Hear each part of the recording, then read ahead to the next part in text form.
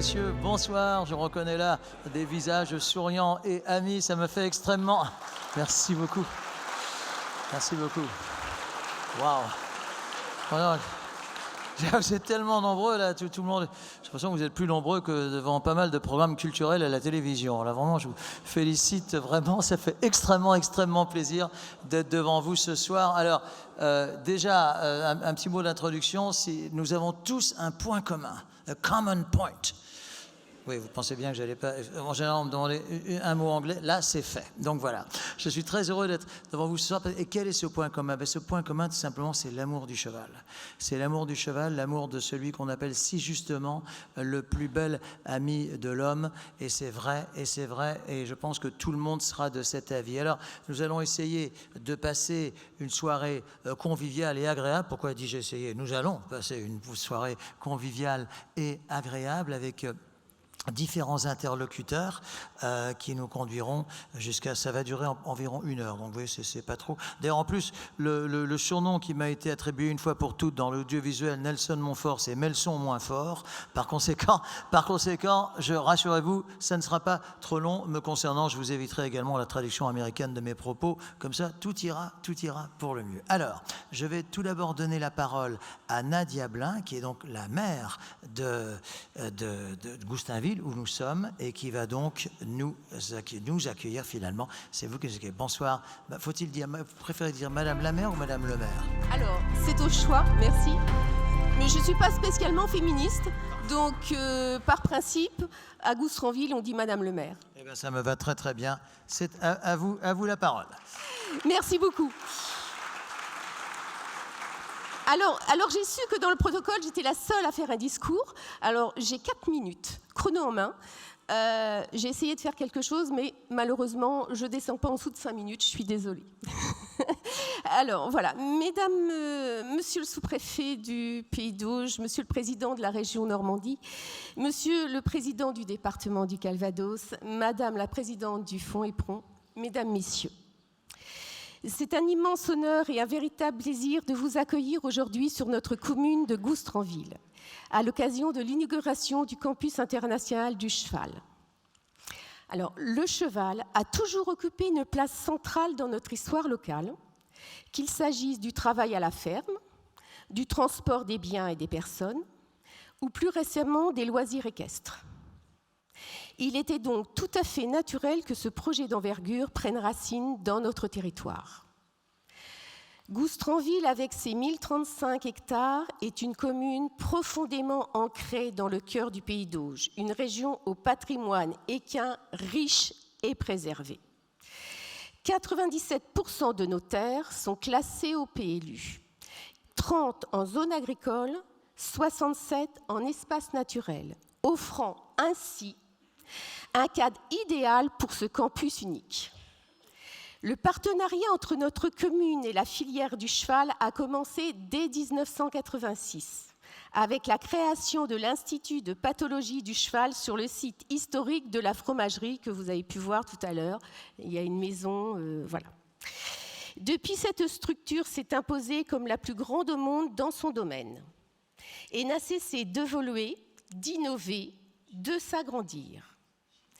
Pour la commune, cela a signifié l'instruction de pas moins de 16 permis de construire avant celui du campus international du cheval qui voit aujourd'hui le jour en 2025.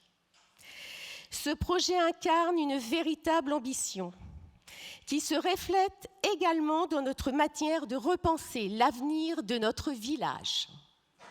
L'aménagement de la placette en face de la mairie nous a incités à réimaginer notre centre-bourg. Et vous avez payé, monsieur le président, et nous vous en remercions. Et tous les Goustranvillais vous en remercient.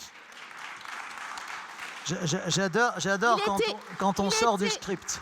Il était donc très difficile pour la part de Goustranville de ne pas faire quelque chose. Ah oui, vous avez de ne pas faire quelque chose aussi de notre côté pour vous redonner la monnaie de votre pièce. Ah mince, oui. Excusez-moi. Alors je continue. Vous m'avez perturbée. Voilà. Dans un futur proche, la mairie sera adaptée pour les personnes à mobilité réduite et un espace public conçu de manière écologique viendra compléter notre offre, tout en préservant notre écosystème et en mettant en valeur notre patrimoine architectural. Ainsi, l'église Notre-Dame datant du XIIe siècle et le presbytère réhabilité, qui abritera d'ici peu 5 logements éco-responsables, participe à cette dynamique de développement durable. Il me reste 2 minutes. Pas de problème, ce n'est pas coulé dans le bronze, on peut... Voilà, il n'y a pas de problème. Nous rêvons aussi de voir se dessiner un chemin de randonnée traversant nos marais, nos prairies, nos chemins communaux et franchissant la Divre, rejoindre la côte à Cabourg. Ce projet qui pourrait relier le campus à toute la région viserait à favoriser les déplacements à pied et bien sûr à cheval. Le conseil municipal est déterminé à convaincre notre intercommunalité de l'importance de cette initiative qui serait bénéfique pour tous les usagers. Goustranville est une commune profondément engagée dans la préservation de son environnement, garantissant ainsi à ses 500 habitants une qualité de vie incomparable. C'est dans cette optique que nous avons révisé notre document d'urbanisme en 2024 afin de protéger notre capital naturel, notre faune, notre agriculture et nos espaces verts. Le développement de l'agriculture biologique notamment, à travers le maraîchage et les circuits courts, fait partie de nos priorités. La préservation de nos marais, de nos mares, de nos haies, ainsi que la protection de nos chemins sont au cœur de nos préoccupations. Nous avons fait aussi un choix fort en décidant de limiter l'urbanisation de notre territoire, anticipant ainsi la mise en place de la loi zéro artificialisation nette. Cette décision s'inscrit dans une démarche résolument tournée vers la préservation de notre cadre de vie. De plus, en 2022, nous avons inscrit notre histoire sur notre blason, en y ajoutant caducée et 2 chevaux, rendant ainsi hommage à ce pôle d'excellence dédié à la filière équine. Enfin, les Goustranvillais sont extrêmement fiers d'héberger le campus international du cheval sur leur commune. Nous souhaitons que ce projet rayonne au-delà de notre territoire, qu'il incarne l'innovation, l'engagement pour la filière équine, tout en contribuant à l'épanouissement de notre belle région. Mesdames, Messieurs, je vous remercie de votre attention et vous souhaite une très belle journée d'inauguration. Merci beaucoup. Merci beaucoup, Madame le maire. Oui, tout va bien, tout va bien. Tout va bien. Alors évidemment, vous parliez de pôle d'excellence. Hein, j'y ajoute, effectivement, vous avez ajouté un petit peu une dimension poétique. C'est vrai qu'on se sent particulièrement bien quand on est ici dans ce paysage, je dirais à la fois moderne et ancestral. C'est un grand plaisir d'être ici. Alors j'imagine qu'évidemment, tout ceci n'a pas été comme ça, comme dans une lettre à la poste. Ceci a été évidemment dû grâce au Conseil régional de Normandie. Et là, je vous demande d'accueillir très chaleureusement son président Hervé Morin.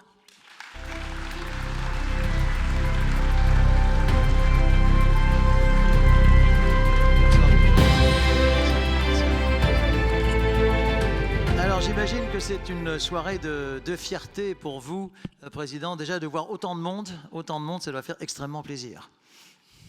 1250 inscrits, des figures qui sont des amis, des femmes et des hommes qui ont beaucoup participé à cette aventure qui a commencé... Vous avez prévu de me poser des questions ? J'ai prévu de vous poser des questions, mais si vous faites à la fois les questions et les réponses, ça m'ira très bien. Ça m'ira très bien. Non, mais cette aventure a commencé, Jean Léonce, qui a participé à l'histoire, en parlera mieux que moi compte tenu de sa proximité avec Michel Dornano. J'étais plus petit que toi. Et pour moi, l'histoire a commencé de façon assez incroyable. Un jour, je reçois un coup de fil du directeur général de Maison Alfort, Marc Goni, qui est quelque part dans la salle. Il est là. J'étais encore parlementaire puisque c'était juste après l'élection. Je le reçois à l'Assemblée nationale et il me dit, voilà, j'ai une idée. Le CIRAL s'est beaucoup développé. Il y a aujourd'hui des enseignants-chercheurs. Il y a quelques figures qui sont des figures emblématiques de la filière IKIN et de la formation comme le professeur Denoy. Si vous en êtes d'accord, on pourrait bâtir un campus qui rassemblerait la totalité de la formation vétérinaire équine de Maison Alfort, la totalité de la recherche avec l'ABO et l'Université de Caen.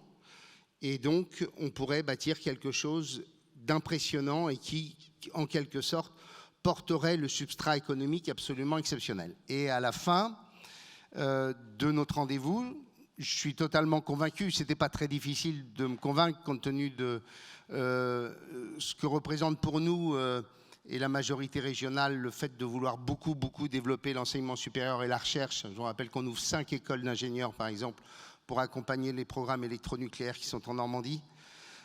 Et donc, je lui dis, ben, ok, c'est bon, on y va. Et je vois Marc Goni me dire, mais attendez, on fait quoi? Ben, je dis, écoutez, on se serre la main comme quand on vend un cheval, et c'est bon, on y va. Et c'est parti comme ça. Et voilà, après, bon, il a passé la main à Christophe Degers, et ce qui a été assez extraordinaire, c'est l'ambition que nous avions qui était portée par cette école vétérinaire, qui est l'école, pardon, pour les autres écoles, qui est la plus prestigieuse. Et alors, ce qui... Bah si, c'est vrai. Et pour tout vous dire, Nelson... On entend quelques... Pour tout vous dire, Nelson, ce qui est assez incroyable, c'est que quand je me suis retrouvé devant le patron de Maison Alfort, ça m'a renvoyé quelques dizaines d'années avant, et je rêvais d'une seule chose quand j'étais gamin, d'être vétérinaire. C'est vrai? Ouais. Mais j'étais tellement nul à l'école que c'était absolument impossible pour moi. Voilà. Donc, donc j'étais encore plus heureux de savoir qu'on allait faire quelque chose d'assez exceptionnel autour de la filière équine. Combien d'années se sont écoulées entre votre première rencontre et l'achèvement de ce site où nous sommes ici ce soir? La vie française étant ce qu'elle est. Non, j'ai l'impression que ça a été quand même assez rapide. Ah bah oui, 9 ans. La volonté y était en tout cas. 2016-2025. Alors, en effet, je remercie Madame le maire, je ne sais pas où elle est passée, elle est là. Je remercie parce que il faut tout changer. C'est à la fois faire en sorte que on ait les alimentations Sophie Gauguin, on sait quelque chose pour avoir l'eau dont on a besoin, c'est changer les documents d'urbanisme, c'est faire en sorte que l'ensemble des contraintes et des règles qu'on accumule, les règles de compensation, les zones humides, les enquêtes 4 saisons, enfin toutes ces choses formidables. Et puis, j'oublierai l'essentiel, c'est qu'on est tombé sur une famille qui a été exceptionnelle, qui a été la famille Jonco, je ne sais pas où ils sont. Ah ben si, ils sont très représentés ici ce soir. Et la famille Shields, parce que il nous a fallu pouvoir avoir l'espace dont on avait besoin. Et quand on est agriculteur, vous dire, bon ben écoutez, c'est bien, vous êtes là, mais il faudrait que vous alliez ailleurs, parce que nous, on a un projet de développement, et les remercier parce qu'ils ont été extrêmement contributifs. Donc merci 1000 fois, parce que si vous aviez refusé, jamais ça ne se serait fait.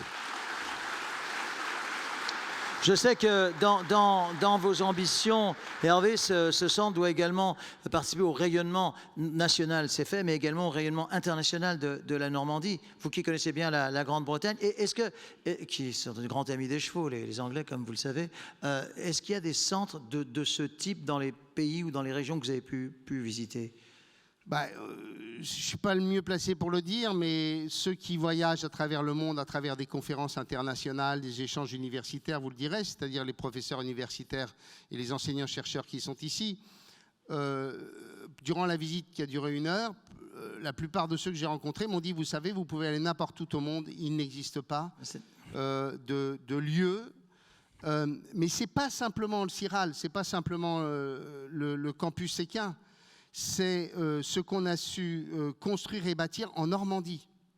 Il y a un substrat économique absolument considérable, dont je vous rappelle qu'un des éléments, puisqu'une journaliste m'a posé la question, qui fait que j'ai retenu le chiffre, il y a tout de même 12 000 naissances de chevaux par an, ici, c'est-à-dire la moitié des chevaux en France naissent ici. Et deuxième élément qui est majeur, c'est que l'activité de la filière équine en Normandie, c'est 1,3 milliard d'euros de chiffre d'affaires selon notre observatoire. Donc on a un substrat économique absolument gigantesque. Je vois quelques grandes figures du monde du cheval ici. Et donc faire en sorte que ce substrat économique soit porté par l'enseignement supérieur et la recherche, c'est absolument génial. On n'a pas fait un éléphant blanc, comme on disait en Afrique dans les années 70, c'est-à-dire porter un grand équipement au milieu de nulle part. On a un équipement de recherche et d'enseignement là où se situe l'activité économique. Donc on est dans une équation absolument magique où l'intelligence grise et la matière grise va porter et continuer à porter le développement d'une filière, 1,3 milliard d'euros de chiffre d'affaires, des 4 000 éleveurs, près de 20 000 emplois. Oui, c'est ça aussi, oui. Et ça ici, mais c'est aussi la fac de Caen, c'est aussi l'Agence nationale de sécurité sanitaire, c'est aussi la lutte contre le dopage qui s'effectue ici, et c'est l'ABO, que vous ne connaissez pas, Nelson, mais qui est le grand centre de recherche sur les sciences du vivant et la génétique. Je crois, Monsieur le Président, d'ailleurs, si vous le souhaitez, vous pouvez vraiment rester à nos Non, mais côtés. je préfère rester à ma place pour vous écouter. Très bien, très bien. C'est comme vous le préférez. Alors, il y a une vidéo qui va vous montrer un petit peu l'étendue du chemin parcouru. Regardez.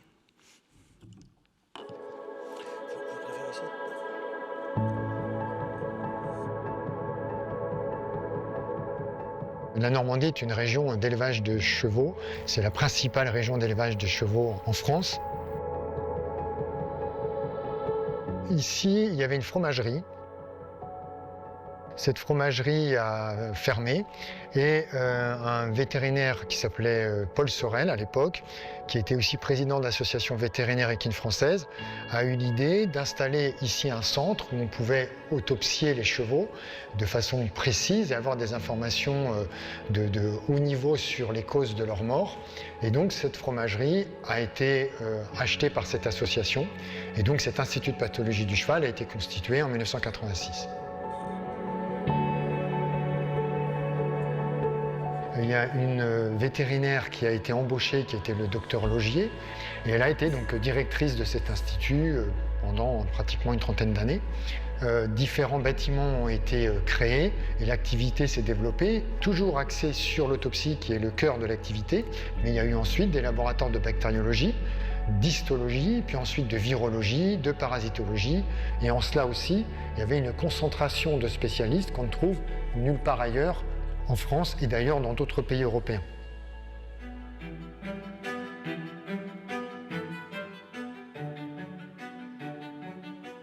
Mais mon premier contact personnel avec le site de Goustranville réside dans un coup de téléphone que j'ai reçu alors que j'étais en consultation à l'école vétérinaire d'Alfort en 1994. Pierre Lécuyer m'appelle au téléphone, je ne connaissais pas cette personne, et me dit « La Normandie voudrait développer sur le site de Goustranville un centre de renommée nationale et internationale pour valoriser l'élevage et l'utilisation du cheval en Normandie et faire rayonner cette région. » Et c'est pour cette raison que j'ai développé le concept du CIRAL, de ce centre très spécialisé dans le diagnostic et la documentation des troubles locomoteurs des chevaux athlètes. En 2005, on a développé la partie médecine sportive, l'objectif étant de diagnostiquer les troubles du cheval à l'effort. À partir de 2016-2018, on a développé une nouvelle tranche à travers la kinésithérapie, grâce au centre Kinésia et la piscine qui est derrière nous, et l'imagerie tridimensionnelle avancée grâce à un scanner et une nouvelle IRM couchée, résonance magnétique, pour examiner les régions hautes des chevaux. Le CIRAL est maintenant connu dans le monde entier grâce à son expertise clinique et l'excellence de sa documentation par procédé d'imagerie avancée.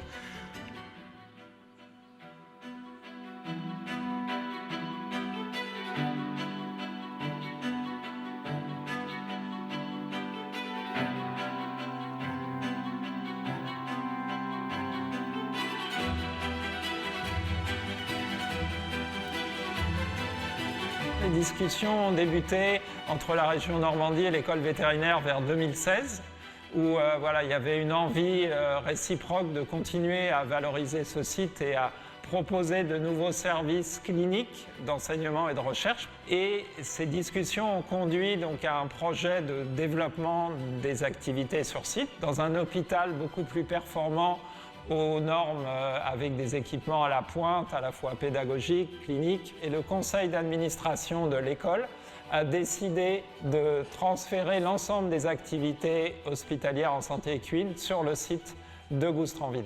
Et Normandie Equine Valley a vraiment fait un plan de redéploiement et de revalorisation du site vers ce campus international du cheval, avec bien sûr des discussions avec le partenaire historique qui était l'ANSES et également le développement sur le site de nouvelles activités.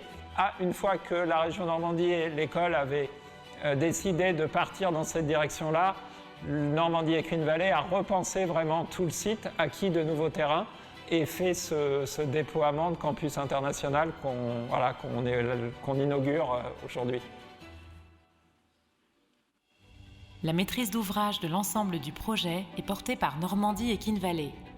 Cet établissement public, financé par la région Normandie et le département du Calvados, a piloté les études de programmation, le recrutement du cabinet d'architecture, les études de conception et l'ensemble des travaux. Normandie Equine Valley a également construit le plan de financement de l'opération, qui s'élève à 46 millions d'euros et associe un collectif de financeurs, la région Normandie, le fonds EPRON, le département du Calvados, mais aussi les fonds européens et l'ADEME. 6 années séparent la décision de l'ENVA de l'ouverture de l'hôpital. 6 années pendant lesquelles Normandie Equine Valley a fédéré tous les acteurs du site et les acteurs du territoire. 9 bâtiments construits pour créer un véritable campus international. Le chantier a réuni jusqu'à 100 compagnons sur le site, 105 entreprises, dont 80% d'origine normande. Le projet s'est également distingué par son exemplarité environnementale. Construction en bois paille, mise en place de systèmes de récupération d'eau, installation d'une nouvelle chaudière biomasse, plantation de plus de 20 000 arbres et arbustes. Une réalisation hors norme pour un projet unique. Et là, aujourd'hui, on voit bien que les infrastructures et les moyens qui ont été mis à disposition des scientifiques sont de très haute valeur grâce au soutien de la région normande et des collectivités locales. C'est peut-être un centre unique au monde. La région Normandie a toujours été excellemment présente dans le développement du centre. On a eu un soutien permanent et indéfectible. C'est déjà un vrai bonheur de voir ce site parce que c'est 25 ans de travail de beaucoup de personnes, de beaucoup d'investissements, de beaucoup de collaborations. Donc j'espère que le site va répondre à toutes ces attentes au niveau des services à la filière, des services cliniques et de l'enseignement et de la recherche. Et j'en suis convaincu vu la qualité des équipements et des personnels sur site.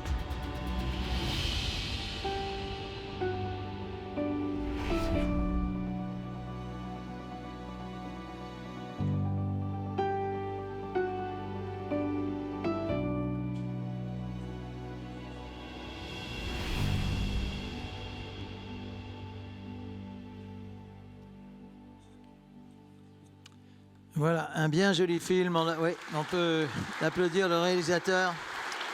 Alors, vous allez maintenant retrouver sur scène certains des interlocuteurs qu'on a pu voir dans ce film.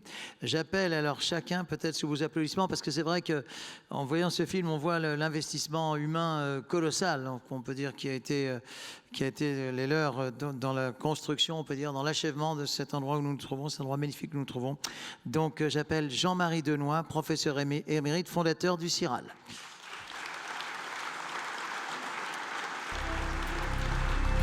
Bonsoir, professeur. Stéphane Zientara, que l'on a également vu, directeur du laboratoire de l'ANSES.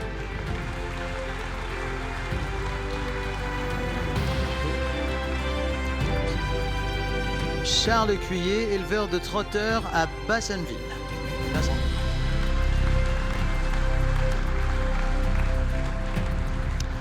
La suivante, vous la connaissez tous parce que c'est vraiment l'une des plus grandes cavalières françaises et même mondiales. Et je suis content de l'accueillir parce que j'ai eu l'occasion de la côtoyer à de maintes reprises dans ses différents succès mondiaux. Vous la connaissez tous, Pénélope Le Prévost.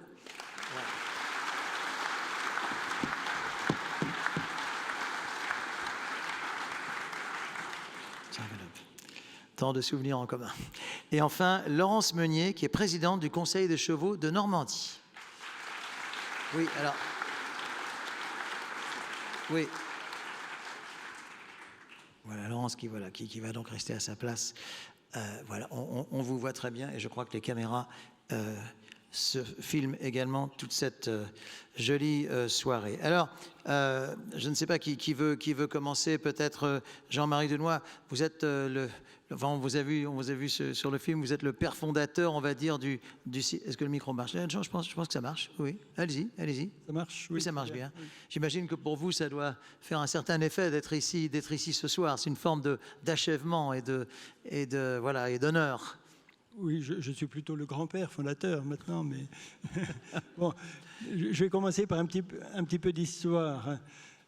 Comme rappelé dans le film, cette aventure a commencé en 1994 par un coup de fil de Pierre Lécuyer du Conseil régional de Basse-Normandie à l'époque, qui me dit que la région voudrait développer un site d'excellence sur Goustranville. Et évidemment, je fais le projet que vous connaissez, enfin partiellement actuel, mais les choses ont été très vite parce que à cette époque-là, tous les regards étaient tournés vers les États-Unis. C'était les États-Unis les leaders en médecine et chirurgie du cheval en 1994. Le centre a été construit en 1999, a ouvert fin 1999 et très rapidement s'est développé. Et en 2006, les vétos américains ont demandé au CIRAL de devenir le leader de la Société internationale de pathologie locomotrice du cheval, qui actuellement comporte 1500 vétérinaires dans le monde entier. C'est pour vous dire le revirement de situation en une douzaine d'années. Nous sommes devenus les leaders de la pathologie locomotrice, spécialement sous l'angle diagnostique, et nous enseignons maintenant dans pratiquement tous les pays du monde. Donc ça a été très vite. Et pourquoi ça a été très vite ? Grâce à une volonté terrible de la région Basse-Normandie à l'époque, qui a continué à travers la région normande. Et tous les présidents de région, de René Garec, Philippe Duron, Laurent Beauvais et notre chef de cordée, maintenant Hervé Morin, chaque fois les présidents ont cherché à développer le centre et à maintenir ce caractère exceptionnel du site. Ça ne suffit pas, parce que construire un centre, c'est bien, mais il faut l'exploiter. Et il y a eu cette intelligence d'exploitation à travers une convention entre la région Basse-Normandie et Normandie et l'école vétérinaire d'Alfort. Et le professeur Parodi, à qui je rends hommage, a tout de suite compris l'intérêt pour l'école, pour le rayonnement de l'école et ce que ça pouvait apporter à la formation vétérinaire. Je tiens à dire aussi qu'il y a eu des animateurs très efficaces en la personne de Laurence Meunier et de Paul Essartial, qui n'est pas là aujourd'hui, parce que pour des raisons de santé, et qui ont toujours soutenu le projet avec beaucoup d'efficacité. La question de Nelson, c'est comment maintenir l'expertise à l'échelle mondiale. Bon, l'expertise, ça ne s'achète pas. Ce qui s'achète, c'est les équipements et le locaux. Et c'est ce que la région Normandie nous a permis d'avoir. Mais après ça, l'expertise, c'est du travail et de la passion. C'est du travail pour rendre service à la filière équine, régionale, nationale, internationale, et c'est de la passion pour le cheval, cet athlète exceptionnel qui est doté de générosité et de confiance envers l'espèce humaine. Mais il faut les deux pour devenir expert. Mais l'expertise, c'est bien, mais si on veut avoir une renommée internationale, c'est la qualité du travail et un petit peu de communication. Et il faut cette autre passion pour la transmission de savoir. Et c'est ce que nous avons fait déjà depuis le début de l'ouverture du CIRAL, dès les années 2000, organiser sur le site des formations en anglais pour les vétérinaires du monde entier. Et il y a des vétérinaires du monde entier qui viennent ici se former notamment en échographie. Et puis communication, cours, conférences à l'échelle internationale. Tout ça fait rayonner la Normandie et le CIRAL partout sur les continents. En tout cas, sur un pouvoir de conviction, on vous écouterait sans problème. Vous êtes très, très, très convaincant. Nous sommes obligés d'avancer un petit peu, mais peut-être qu'après, vous pourrez de nouveau intervenir. Non, je voulais simplement dire que c'est de cette symbiose entre la région Normandie et l'école vétérinaire d'Alfort qu'est né le projet. Et c'est une symbiose qui a été excessivement productive et qui va permettre la formation des futures générations de vétérinaires. Stéphane Zientara, je me tourne... Oui, on peut... Il y a eu des grandes crises sanitaires au cours des dernières années dont tout le monde se souvient. Comment est-ce que vous concevez le rôle, par exemple, de l'endroit où nous sommes pour lutter contre ces crises sanitaires et pour protéger le cheval, tout simplement? Juste avant, si Jean-Marie est grand-père, je dois être l'arrière-grand-père, puisque j'ai connu ce site avant même que tu connaisses son existence, il y a 1986. Pour revenir à votre question, vous savez que le cheval est un animal qui voyage énormément. En tout cas, une partie des chevaux sont capables d'effectuer plusieurs fois le tour du monde en une année. Et en allant dans différents pays, ils peuvent être infectés par différents pathogènes et les ramener en Europe ou en France. Ou alors, avec les changements que l'on vit actuellement, notamment le dérèglement climatique, on voit des maladies, je pense aux maladies vectorielles, arriver dans nos régions. Donc l'objectif que nous avons à l'ANSES, qui est au bout là, c'est donc de lutter, de prévenir ces infections. Alors au niveau mondial, nous avons déjà des laboratoires de référence de l'Organisation mondiale de la santé animale, c'est un peu l'équivalent de l'OMS pour les vétérinaires. Nous avons donc 2 laboratoires de référence d'aide à la décision publique vis-à-vis d'une maladie parasitaire qui est portée par le docteur Sandrine Petri et une maladie bactérienne, la maladie parasitaire par Laurent Hébert et une maladie bactérienne par Sandrine Petri. D'autre part, nous hébergeons le laboratoire de référence de l'Union européenne, donc laboratoire d'aide scientifique et technique à l'Union européenne, que j'ai l'honneur d'animer depuis 2008. Donc je pense qu'il y a très peu de gens en France qui savent que finalement le laboratoire de référence pour les maladies infectieuses des équidés se trouve en France et se trouve à cheval, c'est le cas de le dire, entre Maison-Alfort où je suis situé et cette unité de l'ANSES qui est sur Goustranville.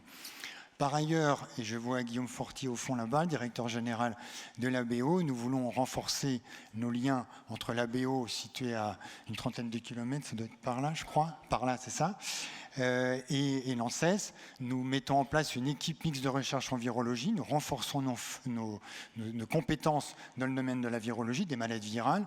L'objectif est de l'étendre aussi aux maladies bactériennes, aux maladies parasitaires, à l'autopsie et d'avoir vraiment un cluster de compétences. Et puis nous avons aussi un projet d'un centre collaborateur de l'Organisation mondiale de la santé animale, transversal sur les maladies du cheval, avec l'ANSES, l'ABO, l'école vétérinaire, prévention des maladies infectieuses, formation. Donc le directeur général de l'ANSES, qui est quelque part dans la salle, a rencontré la directrice générale de l'OMSA, Emmanuelle Soubéran, récemment.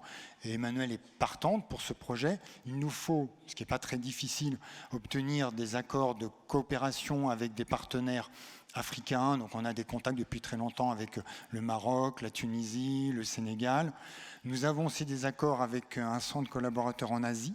Et l'année dernière, j'ai été invité à Tokyo et on a un centre qui est en train de se mettre en place. Donc on ferait une collaboration Asie, Europe, Afrique. Il y a d'ailleurs un chercheur japonais qui est à l'ABO pour 1 an et qui doit être dans la salle. Donc vous voyez le fait de mettre en place toutes ces compétences, et je ne parle pas des relations que nous avons avec l'Irlande, les États-Unis, l'Australie. Au mois de septembre, nous avons une délégation australienne qui vient 17 et 18 septembre en Normandie pour renforcer des liens. N'oubliez pas que l'année dernière, il y a eu le congrès mondial des maladies infectieuses à Deauville. Donc tout ceci montre les collaborations internationales que nous avons et les contacts et l'amélioration de la surveillance vis-à-vis de ces maladies infectieuses. Merci beaucoup, Monsieur Zientara.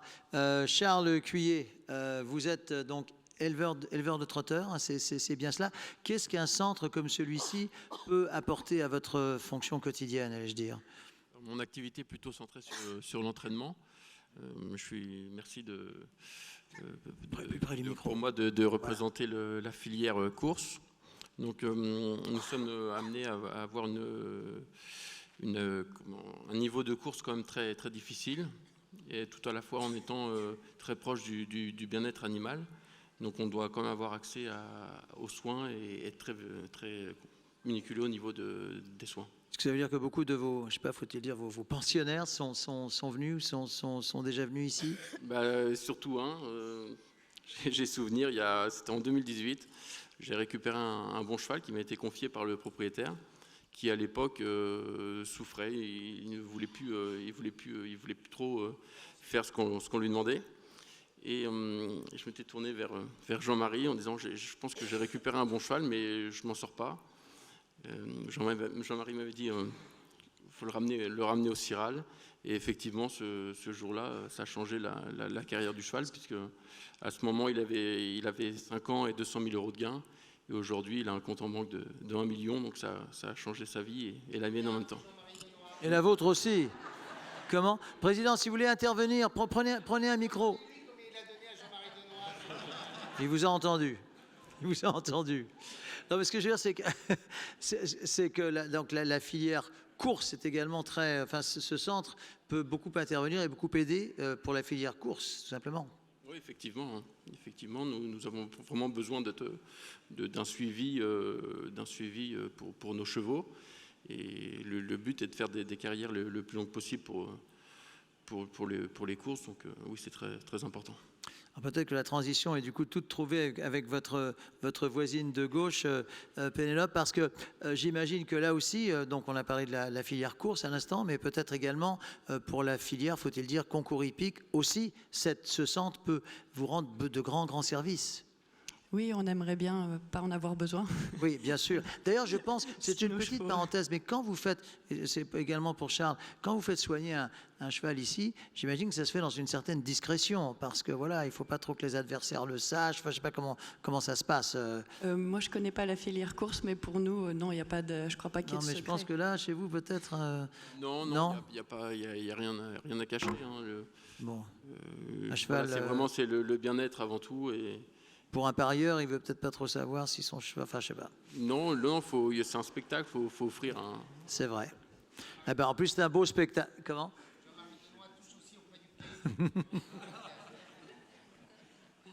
Oui, pardon, Pénélope. C'est difficile de reprendre après. Mais nous, on a beaucoup moins de gains, c'est beaucoup moins drôle. C'est vrai. Donc est-ce que vous avez déjà eu l'occasion de faire soigner vos montures ici? Oui, bien sûr, ça fait des années. Je dirais même quel que soit le niveau, même à l'époque où je faisais des concours nationaux, bien sûr, quand j'ai envie de dire, dès que les vétérinaires bloquent un peu ou manquent d'équipement, on fait tout de suite appel au Siral. Pour des diagnostics difficiles ou même pour vis-à-vis lors d'une vente ou des choses comme ça, l'avis du Siral, si le Siral dit que ça va, c'est unanime, quoi. Donc c'est un côté presque rassurant aussi d'une certaine manière. Combien de temps faut-il pour faire un diagnostic, si je peux dire? Comment ça se passe? Je crois que ça dépend s'ils boitent beaucoup ou pas. Ça dépend de la situation. Oui. Ça peut varier entre 30 secondes et 3 jours. Ah oui, à ce point-là. À ce point-là. Non, mais en général, la plupart des chevaux, la majorité des chevaux viennent le matin et repartent dans la journée. Parce que comme il y a plusieurs chevaux, ils vont tourner entre les différents services. Mais est-ce qu'il vous est arrivé, par exemple, Pénélope, de vous faire d'entendre dire ce cheval, malheureusement, ne pourra plus sauter? Est-ce que ça arrive, ce genre de choses? Et si ça arrive, j'imagine que ça fait très, très mal au cœur. Est-ce que ça vous est arrivé? Moi, ça m'est pas arrivé et j'avoue que je trouve que l'équipe d'ici est super positive. C'est vraiment assez sympa, ça. Ça se voit. Et ils ont toujours une solution à nous proposer. Peut-être ça prend un peu de temps, mais vraiment, il y a un bon suivi et je trouve que voilà, on y croit et souvent ça marche. Très bien. Alors Laurence Meunier est également parmi nous. Vous avez un micro. Alors je sais, bon, j'imagine que je pense que le micro marche. Vous étiez jusqu'à encore quelques jours présidente du pôle Hippolia et vous êtes toujours présidente du Conseil des chevaux, c'est cela? Alors j'imagine que ce qu'on vient d'entendre, voilà, je crois que le micro marche, doit vous faire extrêmement plaisir. Évidemment, c'est une immense satisfaction d'être là aujourd'hui, surtout que j'ai le privilège de l'âge, c'est-à-dire que j'ai quelques souvenirs de ce qui a été raconté jusqu'à maintenant. Et d'ailleurs, c'est la raison pour laquelle je voudrais faire un petit préalable en disant que cette histoire et ce qui nous arrive aujourd'hui, c'est une histoire d'homme. Certes, c'est une histoire d'équipement. C'est pas ni au président Morin, ni au président Dupont que je veux dire qu'il ne faut pas d'équipement, ni au fonds Éperon, qui ont financé tous ces équipements, mais c'est avant tout une histoire d'homme. Et cette histoire d'homme, elle a commencé il y a plus de 40 ans, avec un homme extrêmement visionnaire, et j'irais presque dire même 2 hommes extrêmement visionnaires, c'est Michel Dornano. Hervé Morin l'a cité, mais je veux revenir là-dessus parce que c'est quand même lui qui a acheté ces terrains il y a plus de 40 ans, et il a eu à côté de lui un homme là aussi extrêmement visionnaire, qui n'était pas un politique, qui était Paul Essartial, et qui lui a créé les conseils des chevaux. Et ces conseils des chevaux a créé le conseil du cheval de Normandie, qui avait pour objectif à l'époque son premier travail, ça a été de faire un inventaire. Le conseil des chevaux a fait un inventaire. Et l'objectif était de mettre en avant auprès des politiques, auprès des élus, l'importance économique de la filière équine. Et non seulement ça a été fondamental pour l'investissement futur de la région dans le cheval, mais ça a fait des émules, parce qu'aujourd'hui il y a des conseils des chevaux dans toutes les régions de France, et pas hexagonales, même en Outre-mer il y a des conseils des chevaux, et ça je pense que c'est quelque chose d'absolument extraordinaire et qui fait vraiment partie de ce que nous avons aujourd'hui. Est-ce qu'on peut revenir quand même une seconde, parce que j'ai vu que ça a suscité une sorte d'étonnement admiratif sur les propos d'Hervé Morin sur le nombre de naissances de chevaux en Normandie par rapport au reste de la France, qui est nettement supérieur, c'est ça? Ah mais absolument, on est comme l'a dit Hervé. Vous rappelez le chiffre, parce qu'il est assez... Écoutez, moi je suis très mauvaise sur les chiffres, il les a. 157 000, voilà, chevaux. Moi, naissance. Voilà, bon, il le fait mieux que moi. J'ai beau être présidente du Conseil des chevaux, je n'ai pas de mémoire sur les chiffres. Peu importe. De toute façon, on est de loin la région. J'y reviendrai, mais pas exclusivement sur les naissances. Ce qui fait la richesse de la région Normandie, c'est qu'elle est extrêmement complète. C'est-à-dire qu'il n'y a pas que les naissances, parce que ça, c'est lié à nos herbages, à notre histoire, à notre culture, à notre terroir, au savoir-faire de nos hommes, mais c'est aussi lié à l'ensemble de ce que nous voyons aujourd'hui. C'est ça qui fait de la région Normandie extraordinaire. On a eu un pôle de compétitivité il y a maintenant 20 ans, que j'ai présidé pendant 20 ans jusqu'à la semaine dernière, donc je sais de quoi je parle, et on a près de 300 entreprises qui ne sont pas exclusivement normandes, mais qui sont membres de ce pôle de compétitivité basé en Normandie, qui va avoir ses bureaux en face, et qui a pour but, si on a obtenu ce pôle de compétitivité, c'est parce qu'il y avait cet écosystème incroyable entre l'in vitro à Saint-Comté et l'in vivo à Goustranville, ce qui nous a permis d'obtenir ce pôle de compétitivité, parce que je ne vous cache pas qu'à l'époque, un pôle de compétitivité pour la filière équine, c'était un peu lunaire. On ne savait absolument pas ce qu'on allait en faire. Et on en a fait quelque chose de très bien et de très performant. Et on a répondu à des appels de l'État, à des plateformes d'innovation scientifique. On a obtenu ces financements pour les plateformes d'innovation scientifique qui ont été une étape supplémentaire dans le développement de ce site. Et puis il faut dire qu'il y a eu un développement absolument extraordinaire. Aussi, tous les présidents de région, comme l'a dit Jean-Marie, ont toujours suivi à fond le développement, mais il faut admettre que quand Hervé Morin est arrivé il y a 10 ans aux manettes, il a passé la surmultiplier, c'est-à-dire que le projet était déjà avancé, ça fait un petit moment qu'on y réfléchissait, mais pas du tout dans cette configuration. Ce qu'il a fait aujourd'hui, enfin ce que vous avez tous fait aujourd'hui, je ne l'aurais même pas eu dans mes rêves, c'est-à-dire qu'on a fait quelque chose d'absolument unique au monde. Je crois que là, il n'y a pas... Oui, il n'y a pas mieux. Alors, à moins que vous ayez quelque chose à ajouter, Laurence. Mais là... Alors, moi, je voudrais ajouter juste un petit truc qui est complètement hors sujet, mais je voudrais rendre un hommage à un grand homme de cheval qui nous a quittés dimanche, qui est monsieur André Chenu, et qui était un ami, et je pense qu'il parle à beaucoup de personnes dans la salle, donc je voudrais qu'on lui rende hommage. Merci. Très bien. Écoutez, j'ai l'impression à vous entendre tous et à voir vos regards que c'est simplement, s'il y a un mot qui ressort, c'est le mot d'amour, amour du cheval, quelles que soient les fonctions diverses que vous occupez. Et d'ailleurs, nous allons voir à travers une deuxième vidéo un petit peu comment tout ceci s'orchestre, s'est orchestré avec les différentes parties prenantes. Et derrière, nous allons enchaîner avec une deuxième table ronde qui là va concerner les financiers, les financeurs, parce qu'évidemment, comme nous disait le président, il faut quand même un petit peu d'argent pour tout ceci, cela va de soi. Merci beaucoup, madame, messieurs. Je vous prie de regagner votre place. Et place donc à cette courte vidéo.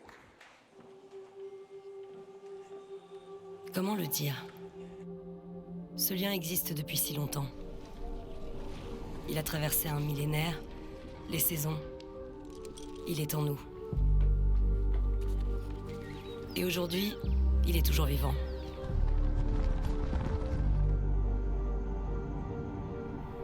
Un regard, une caresse, une foulée.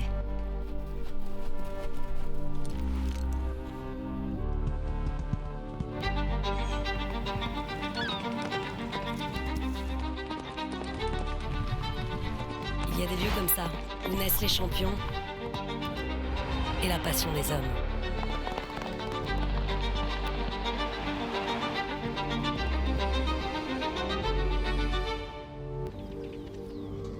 Où les gestes, les savoir-faire se transmettent, s'échangent. Ici, c'est comme une évidence. On vit ensemble, on grandit, on invente.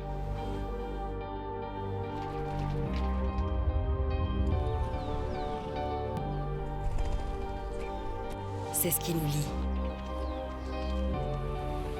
Normandie, le cheval par nature.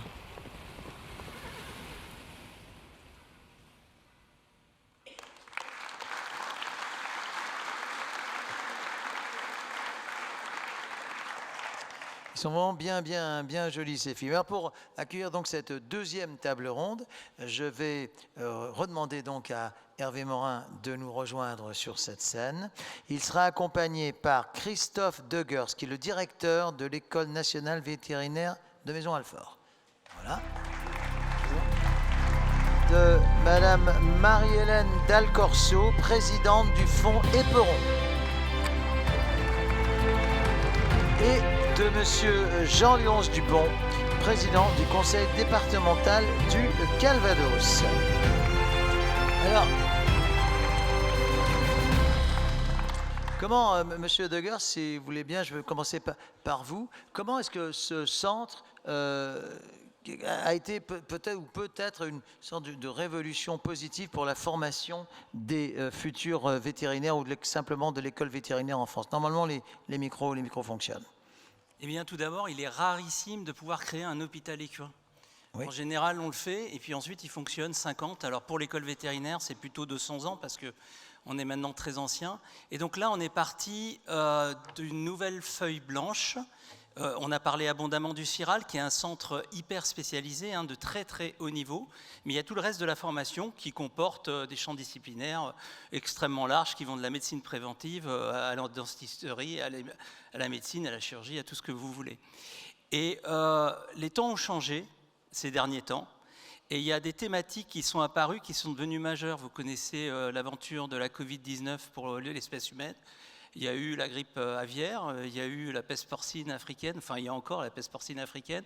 En tous les cas, l'infectiologie est devenue quelque chose de fondamental. Donc il fallait traiter cette question, et si vous avez visité, vous avez vu les locaux d'isolement qui sont, enfin vous n'êtes pas rentré dedans parce qu'il y a un animal infectieux, mais qui sont révolutionnaires et qui vont être potentiellement un bienfait pour la filière, parce qu'on a la capacité à gérer ces animaux. On a développé la chirurgie ambulatoire, qui n'est pas si vieille que ça, qui existait certes depuis longtemps, mais qui devient de plus en plus systématique chez le cheval, parce que moins le traumatiser, c'est une meilleure récupération, c'est des gains qui sont importants. C'est la chimiothérapie, c'est étonnant pour quelqu'un de ma génération. mais la cancérologie et la chimiothérapie qui va avec se développent de façon importante. Puis c'est un autre élément qui peut être utile pour les vétérinaires, qui sont les soins intensifs, c'est-à-dire le fait de soigner un animal jour et nuit. C'est extrêmement mobilisateur. Donc de cette feuille blanche, on a pris ce qu'on appelle un référentiel de compétences, c'est-à-dire quel est le vétérinaire conforme. On a ciblé toutes les compétences qui étaient nécessaires, donc ça nous a permis d'avoir un maillage d'éléments à mettre à disposition des enseignants, des experts, des étudiants. Et puis on a fait des focus sur ce qui est la modernité, ce qui est l'actualité. Donc ce site, il est extraordinaire parce qu'il mélange la formation, la recherche, l'expertise, le milieu économique, comme l'a dit le président Morin, tout ça dans un contexte large aux côtés de l'ANSES, de l'ABO, enfin on ne va pas tous les citer, mais c'est extraordinaire, dans une modernité qui est complètement l'actualité. C'est à la fois national et international, vraiment. Ah ben, complètement. Alors ça c'était le cas pour le CIRAL et c'est l'ambition pour l'ensemble des autres thématiques. Madame Del Corso, vous êtes présidente du fonds EPRON. Peut-être que vous pouvez juste, parce que si tout le monde n'est pas tout à fait au fait de ce fonds, de quoi s'agit-il exactement et de quelle manière avez-vous été impliqué, et c'est une évidence très fortement, dans la création de l'endroit où nous sommes? Alors, le fonds EPRON est né il y a 20 ans. On fête ses 20 ans cette année. Et tout à l'heure, Laurence Meunier, la présidente du Conseil des chevaux de Normandie, a parlé de Paul Essartial et je souhaiterais lui rendre hommage aussi parce que non seulement il a inventé les conseils des chevaux à la fin des années 90, mais c'est aussi lui qui a inventé le fonds EPRON. Parce qu'en fait, Paul Essartial avait compris que les chevaux, le monde du cheval, les différentes composantes de la filière cheval, pour s'inscrire dans les politiques publiques, avaient besoin de parler d'une seule voix. Et que pour ce faire, sachant que c'est très très diversifié, il fallait créer des conseils des chevaux. Donc le premier, ça a été celui de Normandie. Et puis maintenant, il y a des conseils des chevaux partout, y compris effectivement en Outre-mer. Alors, pour s'inscrire dans les politiques publiques, c'est bien sur le papier, mais il faut de l'argent. Et le fonds EPRON a été créé pour amener cet argent au Conseil des chevaux et aussi pour porter des projets au niveau régional, mais aussi au niveau national.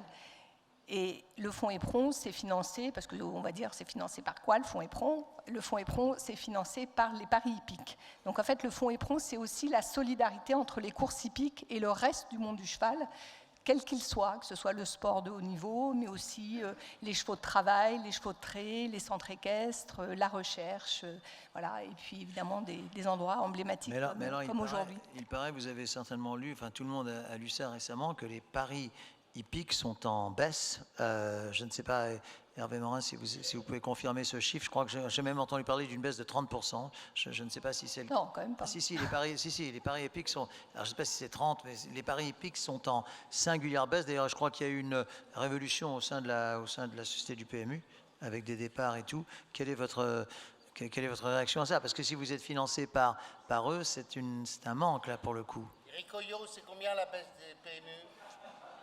Combien? 5%. 5%, moi j'ai lu plus, mais enfin bon, même 5%. En tout cas c'est une baisse, et ça c'était pas bon. Est-ce que ça interfère? Alors, évidemment, on ne va pas dire que ça ne pourrait pas interférer, mais pour l'instant non. Donc le fonds EPRON vit sa vie pour le moment, et c'est surtout d'être utile et de financer, de soutenir les projets innovants et structurants. Ce sont les critères d'éligibilité. Alors évidemment, ici, on est dans un projet innovant et structurant. C'est vraiment même l'archétype de ce que peut être l'innovation. Et je dois dire que le fonds EPRON, pour vous donner des grands chiffres, existe depuis 20 ans. Son budget annuel, c'est 9,6 millions d'euros par an. Vous voyez, donc c'est une somme qui est conséquente. Et en réalité, nous avons presque dépensé une année de budget du fonds EPRON sur le site de Goustranville. Ah oui. Donc pour vous dire à quel point le fonds EPRON croit en le développement et a toujours cru dans ce développement. Ici, c'est l'avenir, l'endroit où nous sommes, c'est l'avenir de la filière équine française à l'international et international. Alors, de la filière, ça en fait partie. La médecine du cheval fait partie, évidemment, de la filière. Oui, puisqu'on l'a dit, c'est un pôle exceptionnel, unique au monde. Et donc, bien évidemment... alors, pour tout vous dire, moi, je suis vétérinaire, je suis très jalouse, en fait. Il faudrait que j'ai 30 ans de moins. Comme ça, je pourrais venir faire mes études ici et ce serait du pur bonheur. Et je profite d'avoir le micro pour passer un message aussi. Tout à l'heure, professeur Denoy a parlé de transmission, et je crois que c'est très important parce que nous, on est un peu les anciens dans le système, malgré tout. Et je vois qu'il y a pas mal d'étudiants, de jeunes, futurs vétérinaires, futurs chercheurs. Et en fait, c'est un héritage qui vous est laissé aujourd'hui, de tous ceux qui l'ont conçu, tous ceux qui ont été passionnés par ça, qui se sont battus. C'est très lourd, très long de monter des projets comme ça pendant 20, 30 ans. Et je trouve que le résultat est absolument incroyable. En plus, sous le soleil, c'est magique. Et voilà, je m'adresse à mes jeunes confrères et consoeurs. Je leur souhaite le meilleur, d'apprendre ici dans des conditions exceptionnelles, de devenir bons et puis surtout de rester passionnés. Et puis peut-être qu'un jour, ils seront là dans 30 ans. Là, hop, ils tiendront un micro puis s'adresseront à la génération suivante. C'est tout ce que je souhaite. Il y en a quelques-uns qui ne seront plus là dans 30 ans, mais on suivra ça d'en haut. Les jeunes, ils seront là. Voilà, merci. Alors, ça c'est pas dans le texte. Hein, dites-moi, Jean-Léonce Dupont, alors j'imagine que là aussi, je pense déjà c'est une grande fierté pour vous d'être ici ce soir. Oui, c'est une grande fierté. C'est même une marque, enfin c'est une date pour moi qui marque. Alors je vais vous dire, même en sortant un tout petit peu du sujet, ce matin j'avais un séminaire des cadres du département du Calvados, 300 cadres réunis. Le thème c'était le management de la transformation. Et il ressortait les mots d'utilité, de passion, de recherche de travail en harmonie. Et je pense qu'on est au cœur de dynamique qu'on retrouve là. Sur une des vidéos tout à l'heure, vous avez vu des extraits de la tapisserie de Bayeux. Ça ne surprendra personne si effectivement j'ai un regard sur la tapisserie de Bayeux où les chevaux sont remarquablement représentés. Mais pourquoi j'en parle? Nous avons avec la région, avec l'État, un projet de remontrer la monumentalité de l'œuvre, un projet muséographique tout à fait extraordinaire. Et nous étions, je vais dire, en cours d'être victimes d'un acharnement juridique. Vous savez, ça peut arriver. Et est tombée la nouvelle tout à l'heure, aujourd'hui, pendant que nous faisions la visite, qu'il n'y aura a priori pas de suite. C'est une très bonne nouvelle. Et puis enfin, il y a la fierté, je crois, que nous partageons les uns et les autres. Je m'associe évidemment aux propos qui ont été tenus sur Michel Dornano. Je le dis en tant que président du département du Calvados, et je le disais tout à l'heure en conférence de presse, imaginez donc que ce département vit aujourd'hui sur une vision, notamment sur 2 dossiers absolument fondamentaux qui illustrent ma pensée, la création du Ganil et la création du centre de pathologie du cheval. Et la connexion à Ouistreham. Et la connexion à Ouistreham, bien sûr, et le ferry. Non, je ne vais pas faire tout, parce que alors là, ça nous mènerait trop.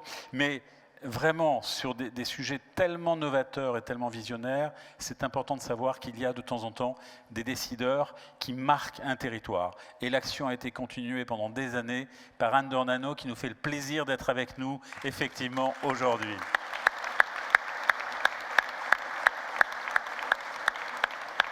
Alors, c'est un sujet fabuleux. Bon, vous avez bien compris, Laurence parlait de 2 poumons, in vivo, in vitro. On a effectivement 2 sites exceptionnels, Saint-Comté et bien sûr Goustrinville, et avec une complémentarité. Et je crois qu'on est au cœur de visions qu'on partage avec Hervé. Je pense qu'on fait partie de ces élus qui ont toujours pensé que pour développer un territoire, que pour développer des collectivités, il fallait la jonction en réalité des milieux économiques, bien entendu, des milieux de recherche, de chercheurs, bien entendu, et de créateurs.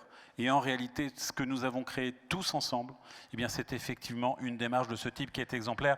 Laurence disait pôle de compétitivité dont on ne savait pas très bien au départ, évidemment, ce qui serait dedans. Et aujourd'hui, disons-le, c'est un des rares pôles de compétitivité qui a connu ce développement absolument exceptionnel, reconnu par tous et d'une fondamentale utilité. Et je m'associe aux propos de Laurence tout à l'heure qui disait qu'avec Hervé, nous avons passé la surmultipliée. Je crois qu'il faut en avoir conscience. Et je le dis vraiment très fortement, c'est un grand merci que dit le département du Calvados à la région Normandie et à son président pour effectivement avoir le bonheur de partager dans ce complexe exceptionnel les moments d'intensité que nous vivons aujourd'hui. Alors, s'il y a bien quelqu'un qui ne connaît pas le désert médical, eh bien c'est le cheval en Normandie et dans le Calvados. C'est grâce à tous. Merci.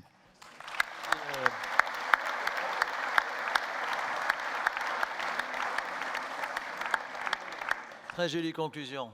Président Hervé Morin, j'imagine que tout ce qui a été dit, je ne sais pas si vous souhaitez prendre le pupitre, j'imagine que tout ce qui a été dit doit simplement vous réchauffer le cœur, parce que ce n'est pas une date anodine que celle de ce soir. Non, juste, je ne vais pas répéter ce qu'on a déjà tous répété depuis 1 heure et demie. Juste, peut-être 1 ou 2 points supplémentaires. Le premier, en effet, c'est cette continuité avec cette accélération, mais Anne, merci d'être venue. Si Michel Dornano n'avait pas été là pour penser qu'il y avait là un milieu économique qui permettait d'avoir une telle ambition en matière d'enseignement supérieur et de recherche, on ne serait jamais là aujourd'hui. Donc, je le dis aux citoyens que vous êtes, la plupart du temps aujourd'hui où on considère que les politiques ne servent à rien, ou au pire qu'ils sont néfastes à la nation ou à la collectivité, il y a une chose qu'on devrait faire. C'est se dire que on doit d'abord être ambitieux. On doit être innovant. On doit porter avec passion des projets dont une partie de ceux qui les verront se diront ce sont des dingues. On a besoin de cette folie créative et de cette ambition. Et pardon de le dire, monsieur le sous-préfet, vous me pardonnerez, mais imaginez que sur un projet comme celui-ci, qui associe la région et le département et un peu le fonds Éperon, ou beaucoup le fonds Éperon, et une école vétérinaire publique, la recherche universitaire, et qu'au bout du compte, l'État n'ait même pas 1 centime à mettre dans le truc, et que l'État, ben si, c'est vrai, monsieur le sous-préfet, c'est la réalité, vous donnez-moi de l'argent, mais en fait, ce que je veux dire par là, ce qui est désolant, c'est quand l'action publique, mais c'est valable pour toutes les majorités, hein, rassurez-vous, j'ai été dans des gouvernements, donc je sais tout ça, mais c'est qu'au bout du compte, aujourd'hui, ce que veulent nos compatriotes, c'est qu'on porte un projet, une ambition, et qu'on ne soit pas simplement dans la gestion au quotidien. Penser sa collectivité, sa nation, son pays, avec cette idée qu'il faut bâtir les 20 ou les 30 prochaines années. Alors c'est ce qu'on essaie de faire humblement, nous, collectivités locales, mais vraiment, ce jour d'inauguration, c'est 40 ans d'une ambition qui, au bout du compte, nous permet de pouvoir affirmer, comme l'ont fait les enseignants-chercheurs, qu'on est en train de bâtir un lieu qui est unique au monde. C'est ça qui est formidable. Et quand Christophe de Geers disait tout à l'heure, nous allons accueillir dès cette année, dès cet été, des vétérinaires venant du monde entier pour avoir des formations, quand je vois que M. Altouki est ici, qui représente la fédération équestre de Oman, que lorsque nous étions au Maroc avec les présidents d'université qui sont là il y a 3 semaines, les Marocains nous disaient on veut que la formation des vétérinaires équines marocaines se fasse désormais à Maisons-Alfort et au Ciral, eh bien on gagne et on est capable de porter au bout du compte la création de valeur qui sera au bout du compte le moyen au moment ou à un autre de nous en sortir. Ça c'est le premier message. Le deuxième, vous n'allez pas m'interrompre, comme ça sera réglé. Attention, non, j'ai l'impression de rebondir sur quelque chose, mais peut-être à la fin. Après. Le deuxième, c'est... J'adore votre humour en plus, donc ça va bien. Le deuxième, c'est qu'on a beaucoup parlé de la filière équine, de la filière cheval, du jumping, du trot, du galop, etc. Mais je veux le dire à toutes celles et tous ceux qui sont là, on a bâti un écosystème dont profitent des pans entiers de l'économie régionale. Ce n'est pas simplement les propriétaires de chevaux de course et les vétérinaires qui en profitent, même si des cabinets vétérinaires, ce sont des centaines et des centaines de salariés, ce sont des investissements extrêmement importants, etc. Mais derrière, je faisais la liste tout à l'heure, ce sont des tas de métiers qui ont émergé. La balnéothérapie pour les chevaux, ce sont les centres de préparation des jeunes chevaux pour pouvoir les vendre à l'exportation. Christian Payot est là, il me disait qu'on n'avait jamais vendu autant de chevaux à travers le monde de jeunes chevaux qui ont été préparés, alors qu'avant, c'était les Belges qui faisaient ça pour l'essentiel. On a aujourd'hui des ostéopathes équins, on a des vétos, des maréchaux ferrants. J'allais dire, on a des cabinets comptables qui travaillent aussi. Et comme dit Jean Léon, c'est pas bon marché, les honoraires des cabinets comptables. Mais ensuite, on a aussi quelque chose d'assez extraordinaire, c'est qu'on a 30 centres de formation, c'est-à-dire que toutes les formations de la filière équine sont en Normandie. Que ce soit les maréchaux ferrants, que ce soit les palefreniers, que ce soit les préparateurs, que ce soit les jockeys, on a, avec parfois des faiblesses, des problématiques de recrutement qui sont absolument essentielles. On a même fait une école de management avec l'école de management de Normandie. Bon, donc on a essayé de bâtir un écosystème complet. Et Sophie Gauguin me faisait observer, elle qui est maire de Dozulé à côté, c'est que l'écosystème, il est régional, il est national et mondial, on l'a évoqué tout à l'heure, mais il est aussi local.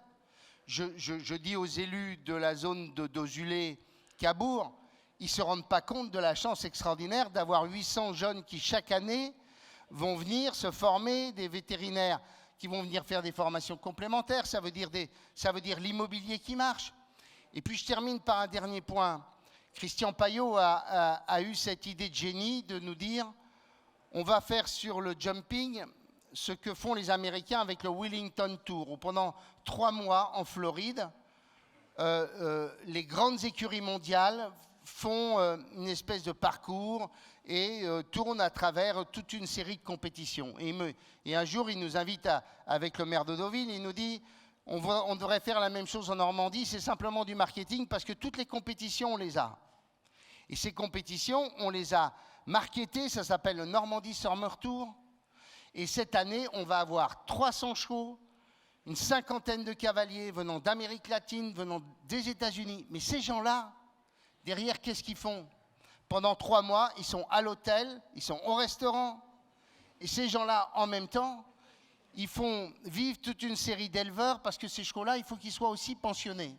Et enfin, pour terminer la boucle, on a à peu près chaque année, dans le secteur du bâtiment et des travaux publics, une quinzaine ou une vingtaine de très grands projets d'investissement sur la filière équine. Et derrière, c'est probablement des gens, dans le cadre de la passion que peut représenter le cheval, qui décident de venir vivre, de venir s'installer, de venir y développer son entreprise. Donc c'est un écosystème absolument exceptionnel, d'une passion, et je le répète, et je le répète à chaque fois, d'une passion qui est une passion mondiale. Il y a peu de passions qui sont partagées par toutes les religions et par toutes les civilisations. Eh bien, le cheval est une des rares passions partagées par toute l'humanité sur tous les continents. Et quand vous avez la chance d'accrocher votre région à une passion mondiale d'un animal absolument magnifique et magique, eh bien, c'est un vecteur de rayonnement, d'attractivité assez exceptionnel et, j'allais dire, de parler au monde entier. Et derrière ça, on a fait le CIRAL, là. Mais Jean Morin est là, le président du département de la Manche, pardon. Eh bien, on a bâti, à travers le temps, un centre absolument exceptionnel à Saint-Lô, où il y a toute une série de compétitions où vont les meilleurs en matière de jumping ou de dressage. Et aujourd'hui, pour compléter cet écosystème, on a fait la même chose avec Christophe de Balleur, le président du département de l'Orne, en rachetant le Haras du Pin, qui était devenu un endroit fantomatique, où il n'y avait plus un cheval. Et on est en train de rebâtir un des hauts lieux du jumping et du tourisme, en bâtissant 2 modèles de tourisme autour du tourisme nature haut de gamme et sur un tourisme haut de gamme dans le château. Et donc, on voit bien qu'on a bâti en Normandie un écosystème extraordinaire qui, en plus, s'appuie sur un substrat économique qui est celui qu'on évoquait sur les éleveurs, les chevaux, etc. Et donc, ce que je veux dire par là, c'est que on a un élément, ou tout du moins un vecteur extrêmement puissant pour la région et pour parler au monde entier. Et donc, notre mission à nous, c'est de faire en sorte d'accompagner ce développement économique autour de la filière et de faire en sorte que grâce à l'enseignement supérieur et à la recherche, qui est la clé en matière de développement, eh bien, on arrive à faire quelque chose. Et puis je voudrais terminer par un petit message simplement. Pour n'oublier personne, je voudrais remercier Malika Cherrière, qui est la conseillère régionale qui s'occupe et qui est la présidente du campus et qui s'est énormément investie. Malika, quand je lui ai proposé de s'occuper de la filière équine, elle m'a dit « Je suis dans la santé, je n'y connais rien sur le cheval ». Je lui ai dit ben, « C'est très bien, parce que quand on n'y connaît rien, on est sûr d'avoir des idées ». Oui, parce que quand on connaît trop le sujet, au bout d'un moment, on finit par répéter toujours la même chose. Et donc, je veux vraiment remercier Malika pour son engagement considérable. Alors, elle a un président un peu exigeant sur le sujet, donc pardon quand parfois je me suis un peu énervé. Excuse-moi, Malika. Et puis, je voudrais remercier Christophe de Geers pour la confiance qu'il nous porte et qui nous permet de bâtir ce projet. Et puis, mon dernier mot, c'est pour ma copine Laurence Meunier, et lui dire qu'en dépit de la grosse saloperie que tu as, on est très heureux que tu sois là ce soir. Merci.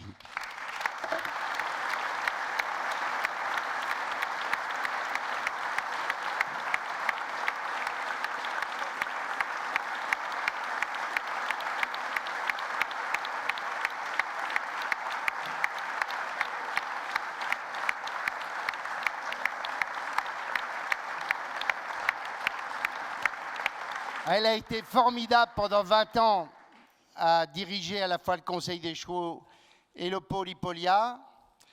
Bon, alors elle a décidé d'arrêter parce qu'il y a un moment, il faut passer une chose. Bon, tu gardes le conseil, mais pas trop longtemps pour t'occuper de toi.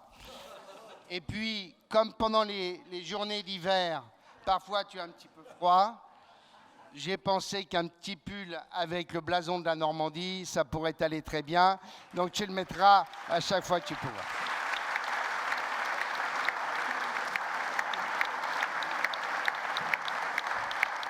Alors, ce furent de très très jolis mots de la fin. Alors, tout a une fin, mais là, il va falloir évidemment qu'on laisse une trace indélébile de cette soirée. Et en fait, cette trace va être sous la forme d'une très... Vous allez voir, c'est une surprise. Alors, il faut que, voilà, peut-être qu'on enlève les tables. Et il va y avoir une petite surprise dans quelques courts instants. Voilà. Et ça là.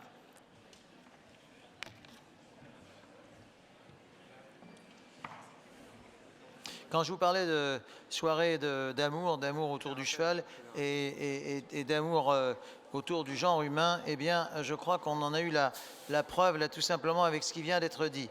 Alors,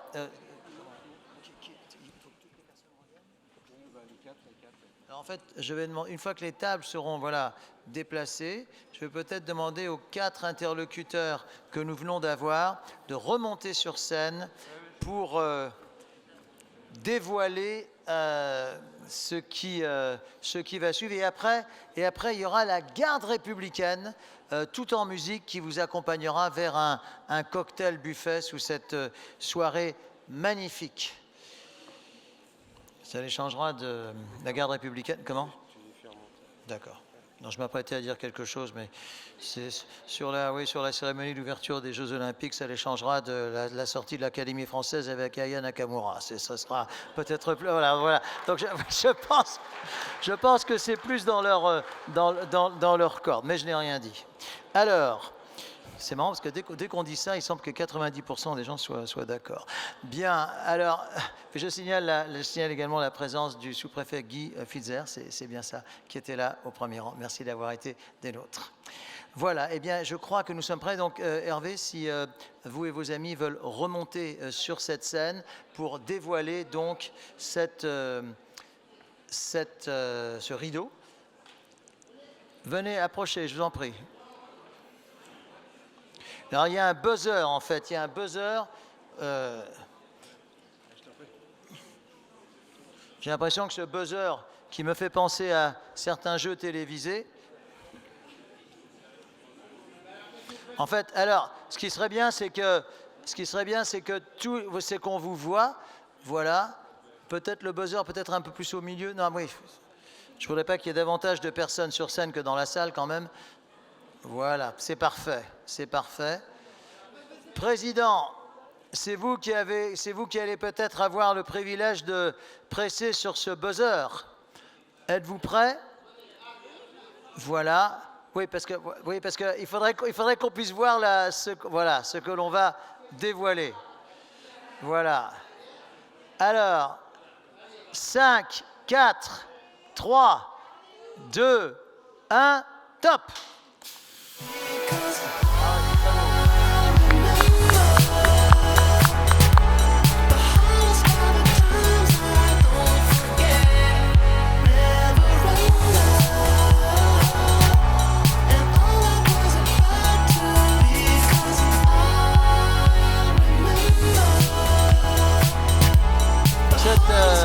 Cette statue sera évidemment amenée à rester ici en permanence pour cette inauguration qui nous rappellera une bien belle soirée, cette soirée qui se poursuit dans les jardins.